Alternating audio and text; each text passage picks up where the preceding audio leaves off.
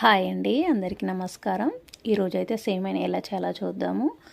ముందుగా స్టవ్ వెలిగించుకొని ఒక ప్యాన్ పెట్టేసుకొని అందులో సేమియా వేసుకొని లైట్గా వేయించుకోవాలి. ఈ మాత్రం అయితే వేయించుకోవాలి. సేమియా వేగిన తర్వాత మనం కాగబెట్టుకున్న చిక్కటి పాలను అయితే ఈ సేమియాలో వేసుకోవాలన్నమాట.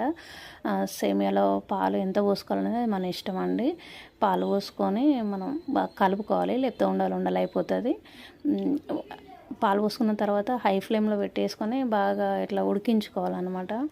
ఇట్లా ఉడికేటప్పుడే మనకి ఎంత తీపి తింటామో దాని తగ్గట్టు మనం చక్కెర అయితే వేసుకోవాలి.